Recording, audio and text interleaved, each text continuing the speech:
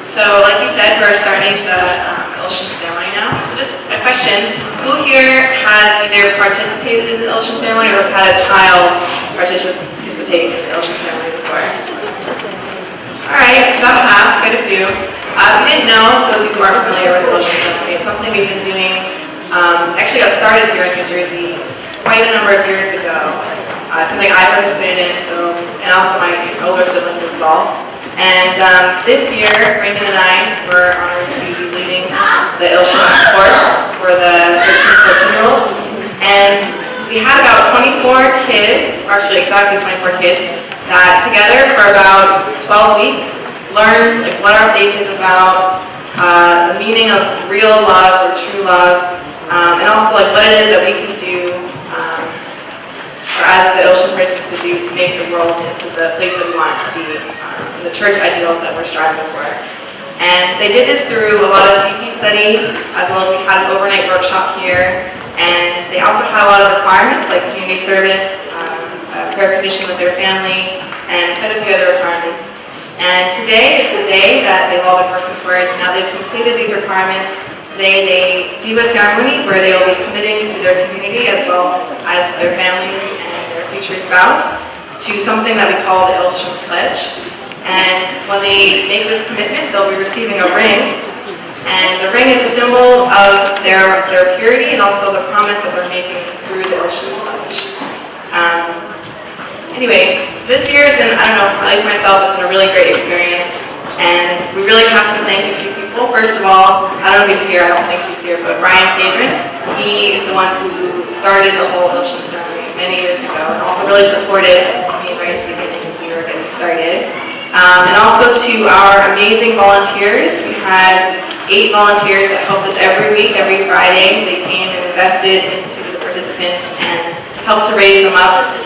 And also we want to thank all the parents who every other week they would host a gathering of the Illusion participants at their home. So thank you so much for doing that.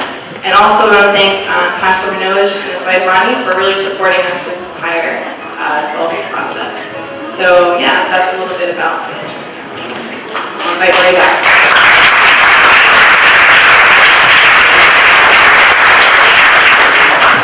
All right. So to give you guys a little bit more of a taste of what your children learn, we prepared a little bit of testimony from some of the participants. So the first person I wanted to invite up, I didn't know her at all when she came to Illusion, but I was surprised by how social she was and how much she was ready to always answer questions. So we thought she would be perfect to give a testimony. So let's welcome up Miguel Da Silva.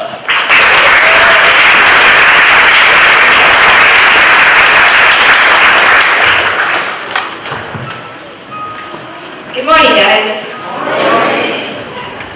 I'm called Villa and I will be sharing my experience in Illusion.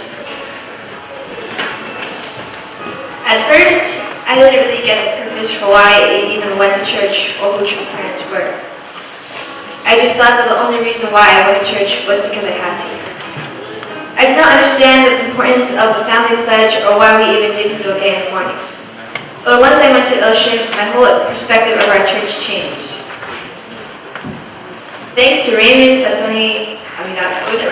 Raymond, Sienna, and my group leaders, Aka and Satoni, I earned the opportunity to learn more about the group leaders. I earned the opportunity to learn more about the divine principle, True Father's autobiography, and my overall mission in life, living for the sake of others and succeeding in the providence of restoration. Thanks to Illusion, I also had the opportunity to make new friends, do fun activities, and eat food.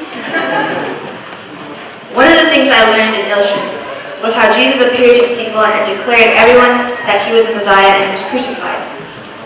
I learned that Jesus was crucified not because he was a sacrifice, because no one in the world, not even his own mother, believed that a poor young carpenter would possibly be the Messiah. As a result, Jesus had accomplished only spiritual salvation, but not physical salvation.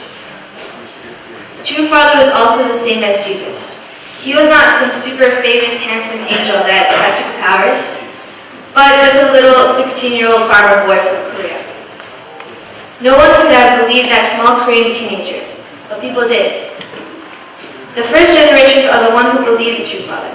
Just like in one of the chapters of True Father's autobiography, True Father was a crazy handsome man that had spread God's words and succeeded in what Jesus had failed in, spiritual and physical salvation. I learned that all of us have to do the same thing as True Father, no matter who we are. Just like True Father had said, all of us are the Messiahs. Thanks to Ilshin, I got the opportunity to volunteer in the community, learn for how I can improve myself as a person for my future spouse, and learn how I can change the world little by little. Thank you.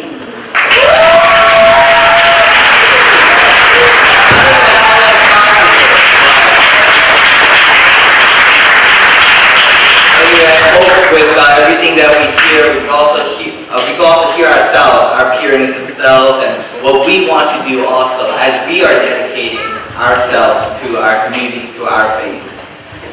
So next person I want to welcome up, he's always a bright, shining star, and he's always bright, and he's always making other people happy and laughing, and I know he's a little bit shy and scared, but I hope you guys can all welcome him up and give him your full attention. Let's all welcome up Kuni Endo.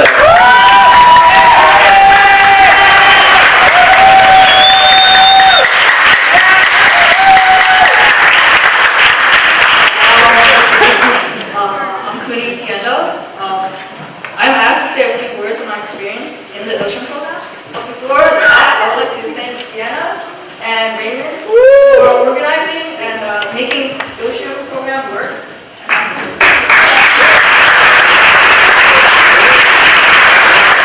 Also the group leaders, and a big thanks to Mitsu Takino and Nisha Panzer because they're my group leaders.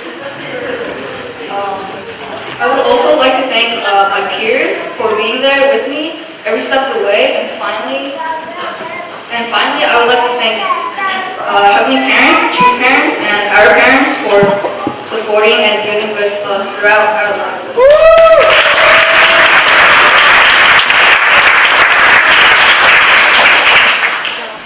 So overall, my experiences in the Ocean program was wonderful. Some things we learned was the four fallen natures, four types of sins, and the 3 great lessons. We learned all of these through our DP readings we did. We also read some of True Father's words in his autobiography and some things he went through. In addition to, we learned about other cultures around the world, how we differ and how we are similar to one another.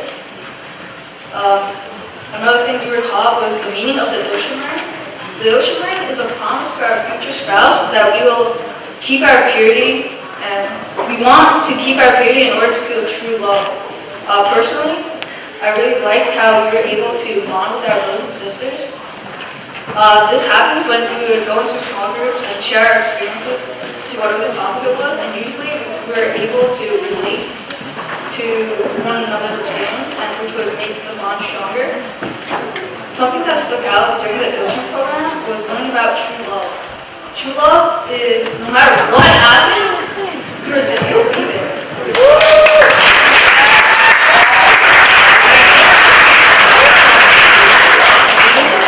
With this understanding of true love and everything I learned throughout Ocean, I want to be able to create a strong family.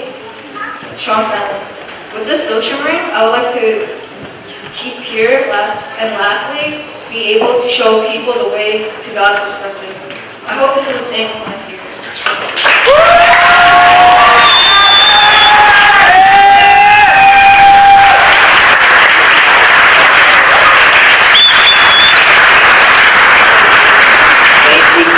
Thank you. I wish we had time to hear from everybody. I'm sure that would be a lovely spirit to hear everybody from that. But now we're gonna welcome actually all the participants up to read their pledge and to receive their ring. So can we have all the participants line up over here? So let's have all the participants.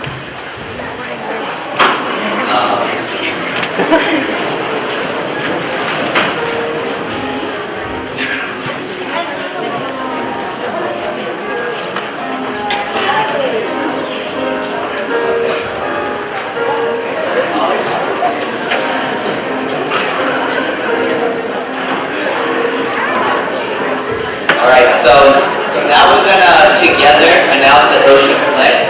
So after I say a few words, please repeat after me, okay? We could all share together.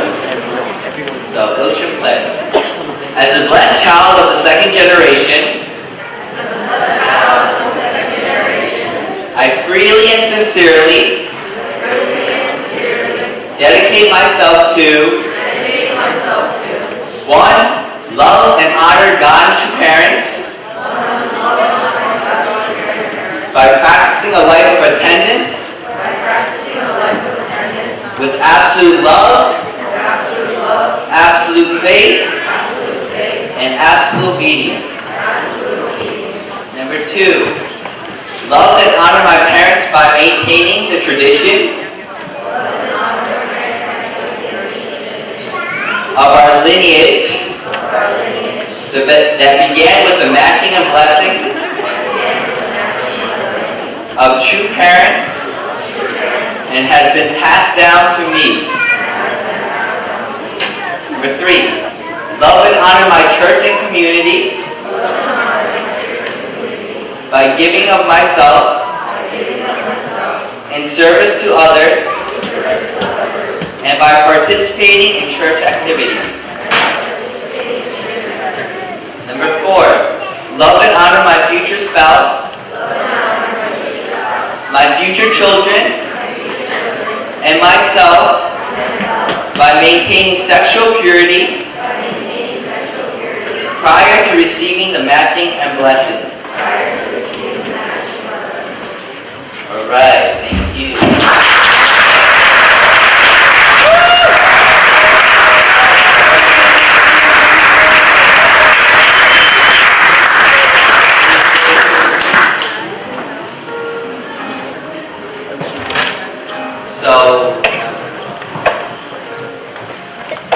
So let's have the parents of the participants come up and, we're going to call them one at a time.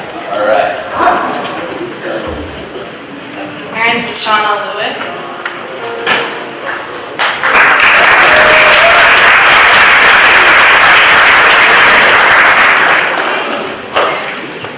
The parents of Jeffrey Packman.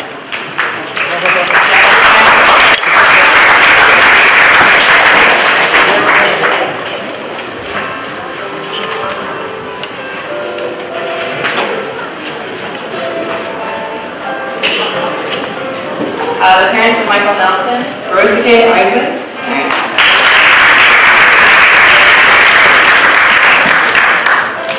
Samuel Tamalisio's parents.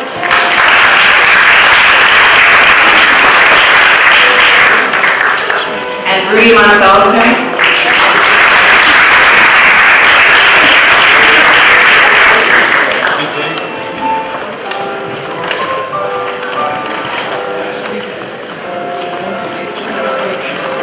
Sayuri Nakashima's parents.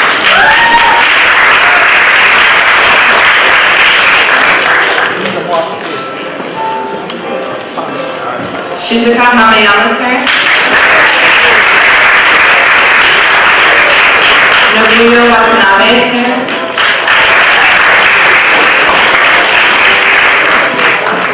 Ayano Ueda.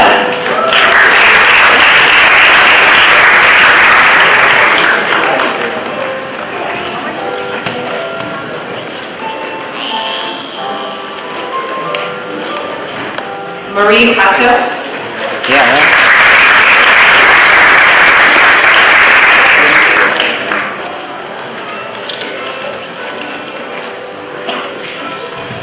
Kira Eva.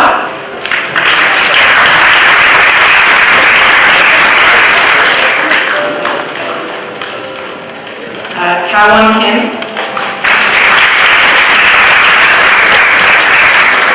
Samantha Gordon.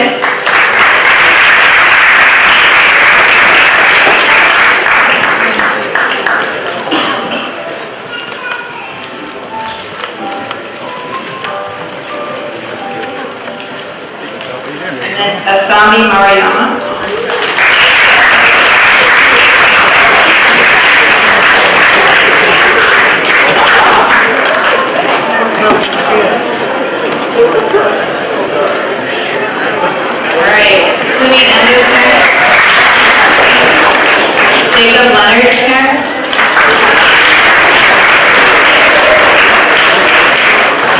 Emily Clark's parents.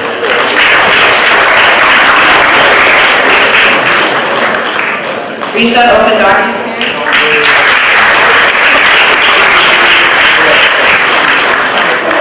Nami Fujimura.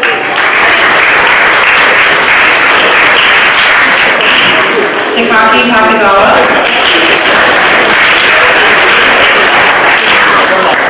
Rosanna Nitro.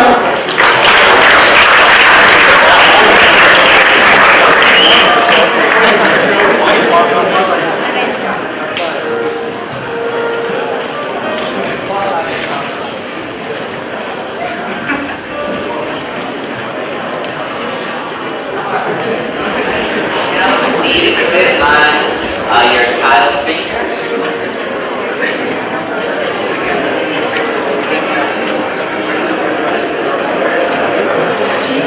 Okay.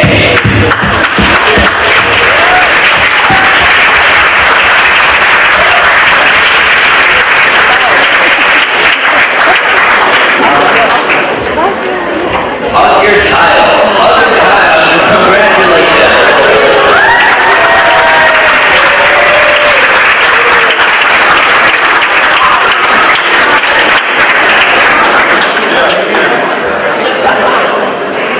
All right. So once you hug your child, get it back down.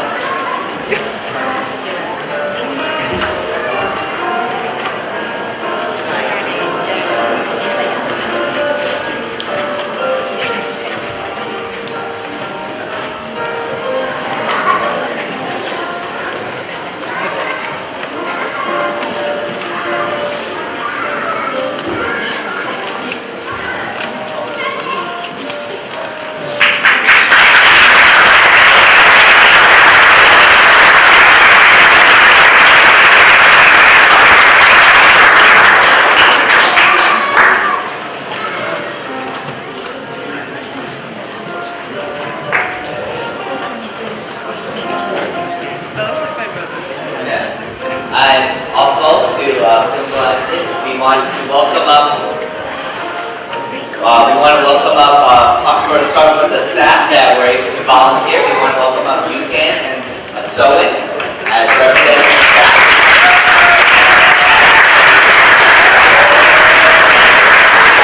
And we want to invite up Mrs. Lewis for thanking all the staff volunteering with the little kids.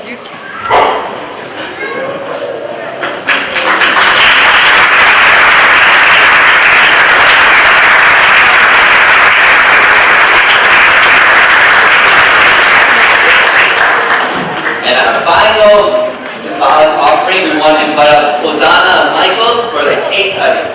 Let's go.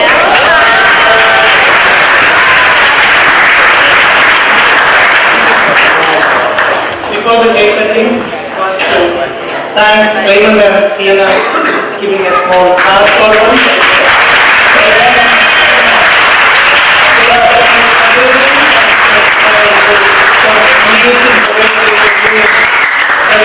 Every Friday they would come by noon and arrange everything.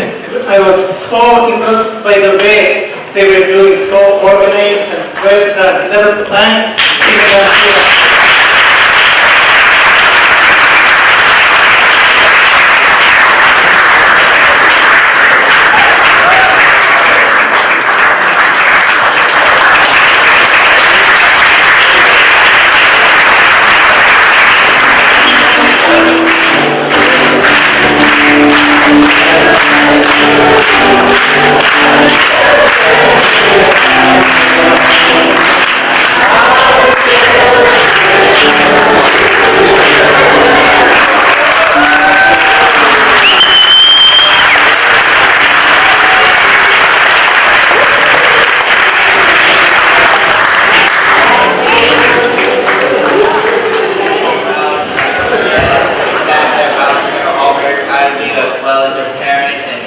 your siblings all here. And we've, for the last 3 months, we've been deepening our faith, coming to understand our faith in a more realistic manner. And we just made a promise to further our faith with God, to hold our faith with God, to serve in our community, and to build a loving relationship with our family. And a lot of times we make promises and we don't fully realize what those promises mean all the time. Or a lot of times we don't know how hard it's going to be. And I think a lot of times this is one of those moments.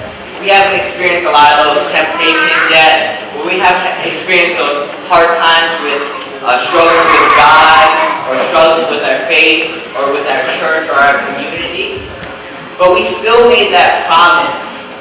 And I hope for all of you guys, even though we made that promise, and we may not fully be aware of what that promise is at this moment, we can understand the pureness of our hearts, how our hearts is right now, what we're feeling right now, our determinations right now, and with the challenges and hardships that come along. I pray that we can always hold our promises and we can grow with our promises, even if we do not know what that means right now. As the challenges come up and as the hardships come up, we're growing with our promises.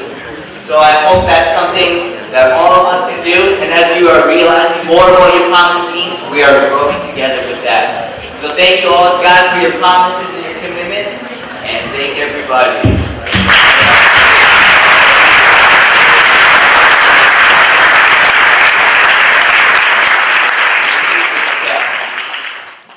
Good morning.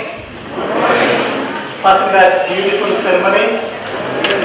Let us congratulate all of our participants, our staff, our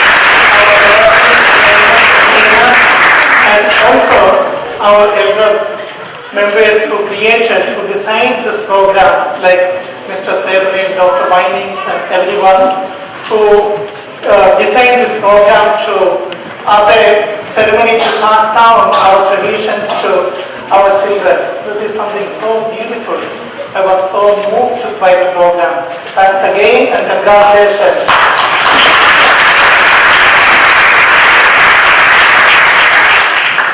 Actually, this morning I spoke about Asian program, and I was originally preparing 2 different sermons, and then initially this one kind of small message I wanted to share.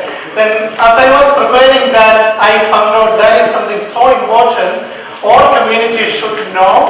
I know everyone know about this, but somehow we have to remind that. That's why I give a kind of long sermon this morning. But now I want to give some part of that. Already Raymond kind of really encapsulated very well, and so I was thrilled by your short message. Thank you very much. But for all of us parents, I just want to explain about Illusion ceremony, the role we are expecting, and some aspect of that it struck me a lot. That's what I want to share today. And I'm sure almost all of you know what is Illusion means, especially for parents of Illusion graduates. I'm sure all of you know that. Do you know that? One heart, isn't it? It means one heart. Even today's Hundaka reading council, we talk about one heart with God. And this one is talking about our artistic unity with God, our artistic unity with true parents, with our own parents, and for the whole community. By knowing that, with knowledge, by knowing what does that mean, and that is the beauty of, that is why we are doing this ceremony. When our children were very young, and they come to church, they go to Sunday service, and they go to almost all the programs. They go and they just follow us as parents.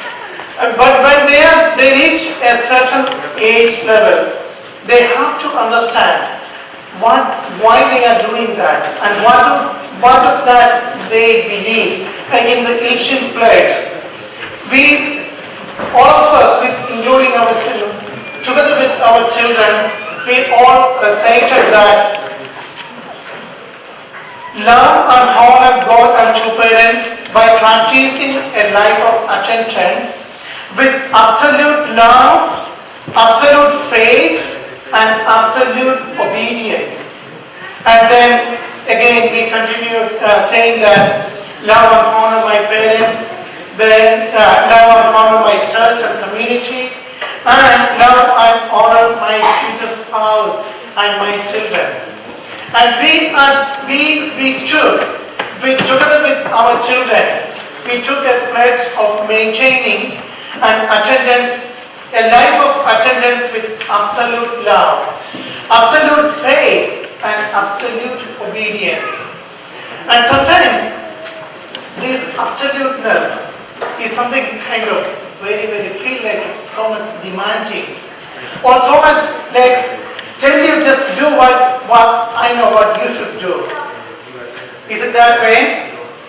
Is it almost like is it similar to when we said blind love, blind faith, and blind obedience?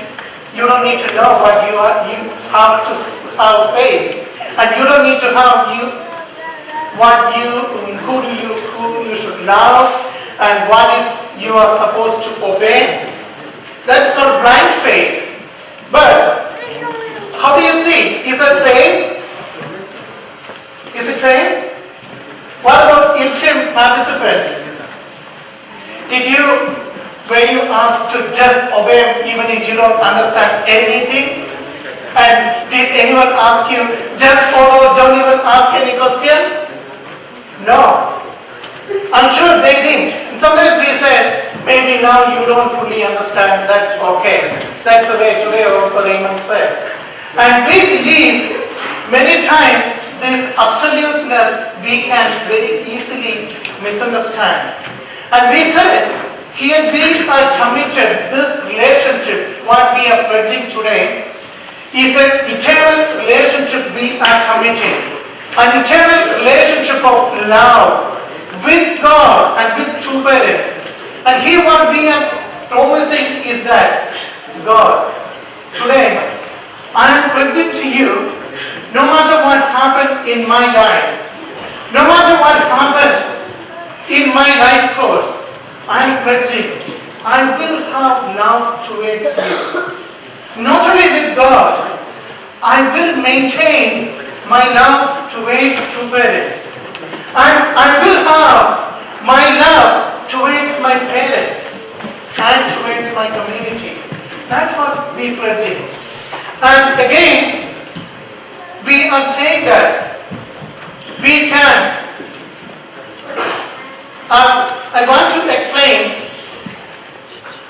this is something from Bible I read. Do you know who is called father of faith? Abraham. Abraham was called father of faith.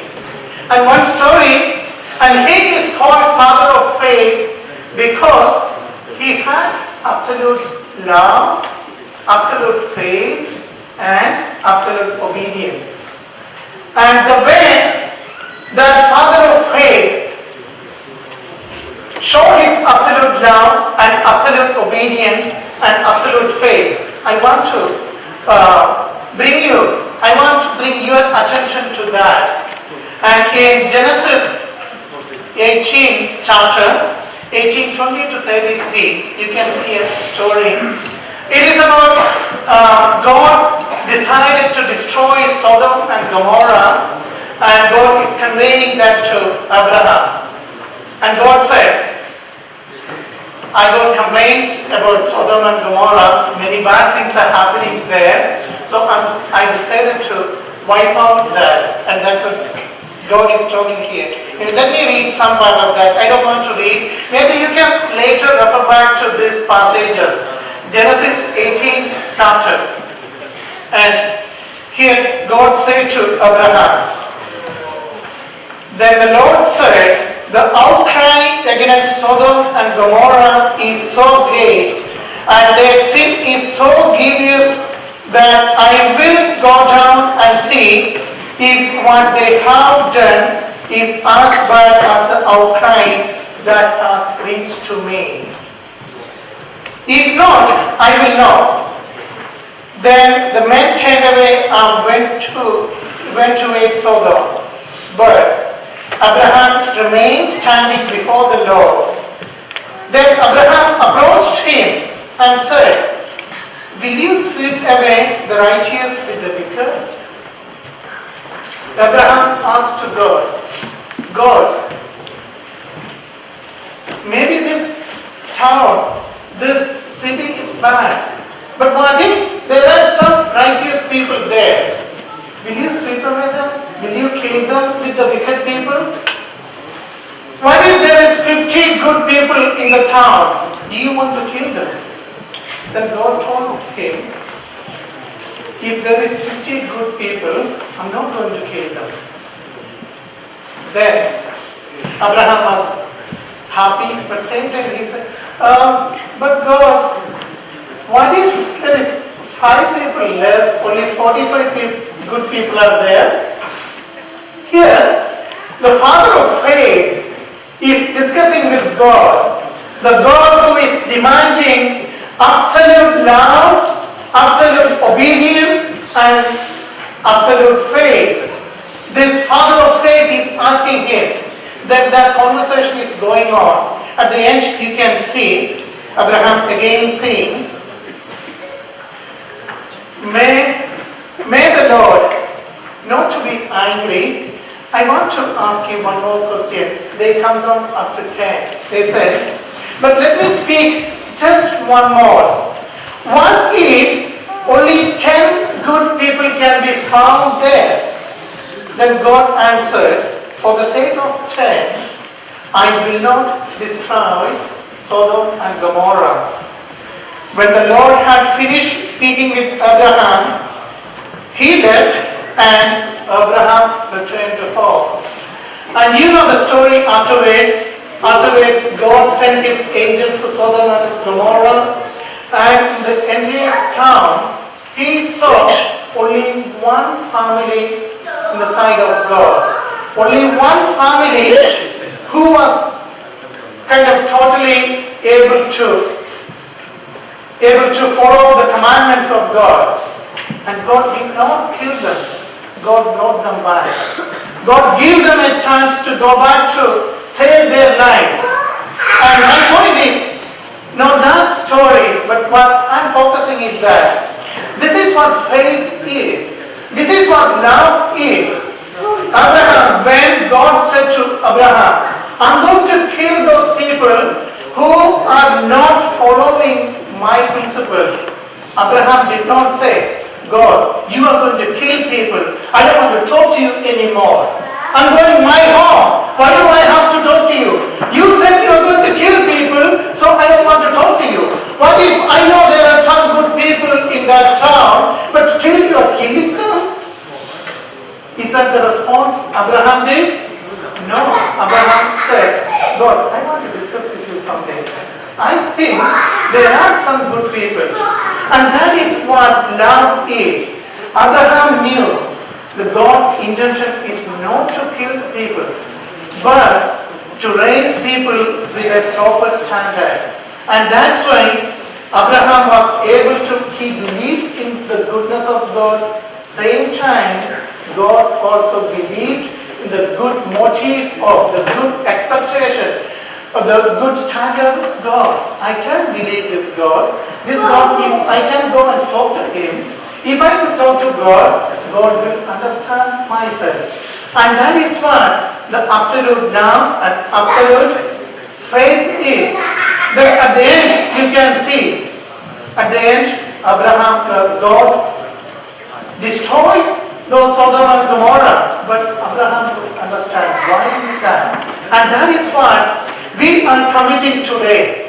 Even if there is, as a community, maybe even in between God and us, Sometimes we end up in some kind of situation. Oh God, I don't understand what is going on in my life. Or what is going on in the world. You promise me good things, but this is nothing good happening in my life. What should I do? I don't want you anymore. Should that be our attitude? What we are promising today is that even if something we don't understand happening in our life or God giving to our life, we go back to God. God, let me know what is happening. Let me explain. I don't understand this. Please tell me. I believe when we do that, we will get answer from God. And maybe not from God. Sometimes we may discuss with our parents. Sometimes we may discuss with our elders. And sometimes these difficulties we may face may not be with God. Sometimes with our parents. Sometimes our children may do. I don't want you to tell me do this homework anymore. And should we just cut off with our relationship with our children? No, we don't. If we are good parents and if we are good children, we don't do that because we pledge this. No matter even if we have differences or not, I am your child and you are my child. So I am in an eternal relationship with you. But same time, I don't understand my father. Can you explain me? Same time we can ask to our parents. Same time we can ask to our children too. What are you doing? Can you tell me? And that is what this absolute love and absolute faith and absolute obedience. Always, parents and children, we join together centered on high morals, great principles, and we promise this in front of God, in front of our true parents, in front of the whole church community, to go in. I'm going to walk with you. And that is what we are promising today. And not only with Abraham, I know you all know about Moses. Moses is one of the great person who got tremendous victory for God. And tremendous victory paving a path for Jesus to come and also for true parents to come. And I have in Exodus, there is an incident, Moses also discussing with God. And then also, God was so upset about Israelites when Jewish people made golden calf and started worshipping. Then Moses was talking to God, and God got so angry. God said, I brought you all out of Egypt to bring you to the promised land, and now your people made a golden calf. And instead of God, they are worshipping that calf, that idol as God. I'm going to kill them. This is not God saying that. God is saying, Lord said to Moses, these people, they are stiff-necked people. Now leave me alone so that my anger may burn against them and that I may destroy them. Then I will make you into a great nation. And God promised to Moses that I'm going to kill all other people and make you a great nation. But here again, Moses also saying like Abraham, he is saying, oh but God, you brought all of us out of Egypt. And you promised that you are going to make us a big nation. And now you are going to kill these people because they did this sin, they did this mistake. Then God, think about this. Now all those people of Egypt will say that, oh, this God is not really good God. This God is going to take all these people out of Egypt to kill them. And do you really want to do that, God? And I will tell them, I will talk to them, they will be good.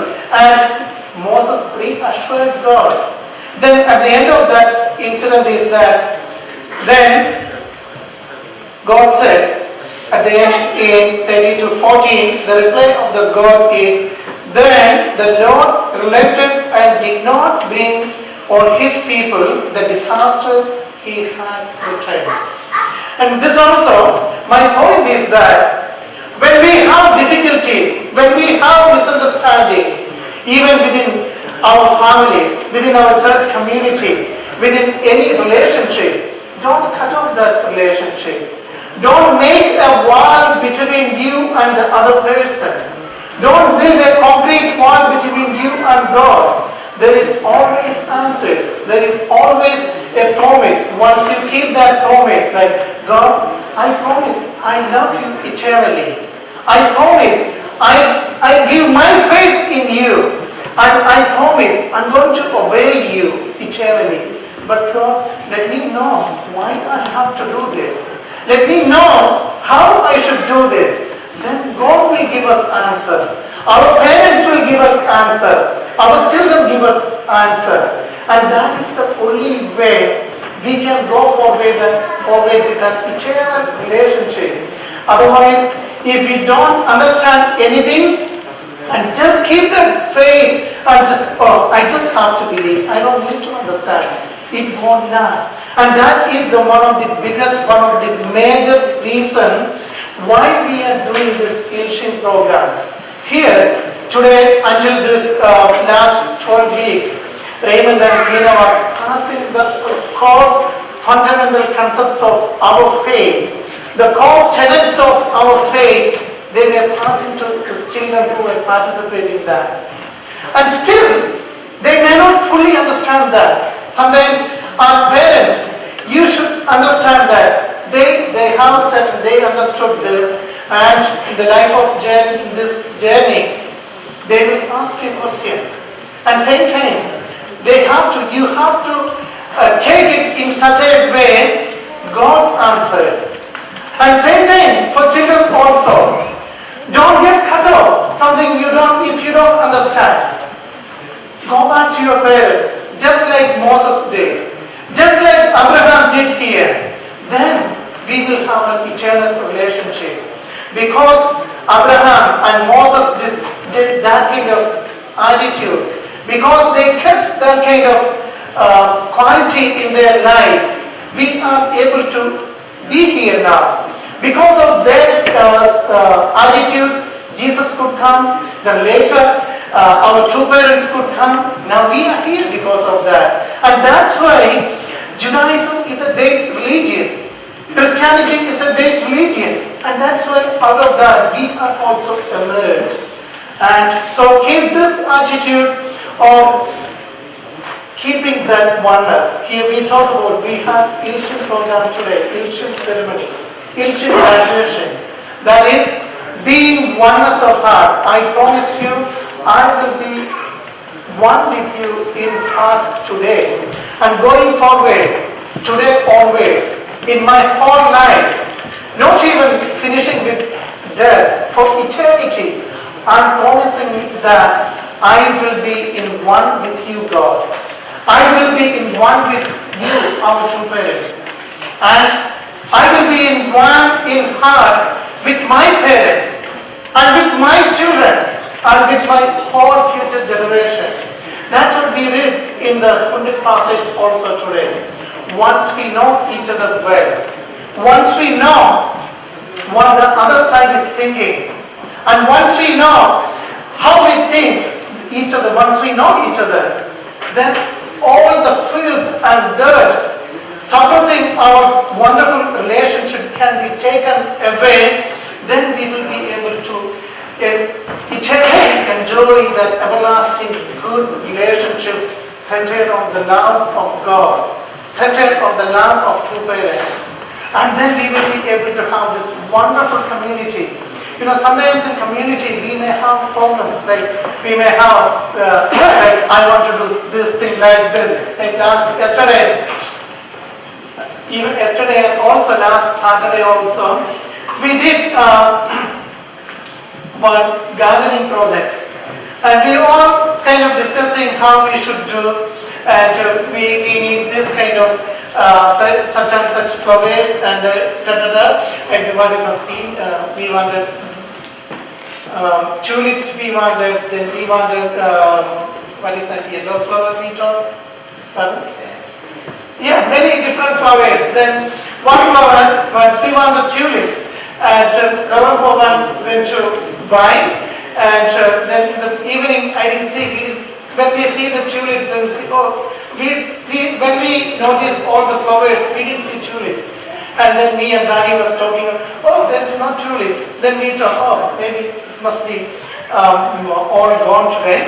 And we didn't really think, why is it not there? We know that we had a relationship, that's why we know if tulips are available, she's going to buy that. And we didn't even ask yesterday. Then she came to me, and actually I didn't tell Rani about that. Then she, oh Manoj, all tulips were gone, so we couldn't buy. We didn't have any tulips. And that is because I didn't felt anything bad about tulips on Saturday, because we know that's what she is going to do. And if there is tulip, she is going to buy. If not, that's fine. So it never hurt our relationship. And that's kind of relationship we should have with parents, between parents and children, between siblings, between all of our brothers and sisters in our community. No matter what happens, we know what's the other person. And maybe even if you don't understand, then we should go and check.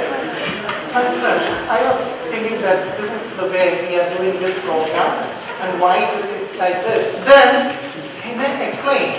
And that's the way it should be. Once we commit ourselves to that eternal love relationship, eternal faith, eternal commitment, we can build that kingdom of heaven on this earth. And today, as we were doing this Elshim ceremony, as our children pledged to have this eternal commitment to God and true parents, with parents and with us, with the whole community. I want all of us, parents, brothers and sisters, children, even the people who were not part of that graduation today, to take that with the same spirit and with the same understanding. I joined this community. I joined with God and True Parents years back. I committed myself with God and True Parents years back with this relationship, with this absolute love relationship. I want to continue with that. Same time, when I born into this community, I promised this. When I pledged this Elshim pledge, I committed this, and I'm going to continue my eternal, all my life. And that's for parents also. I want to think that let us truly become Elshim, truly one heart. The whole this 300 members, 300 brothers and sisters sitting together, we can be in one heart. And that's what I want you to remember today. And please truly understand that the real essence of Elshim, True Father asking us to do. It's actually, the very term is given by our true parents. Just one heart with God and true parents, one heart with your parents, your children, one heart with your community. And that's all today I want to remind you. Please focus on that aspect of our community life and our daily life. Thank you.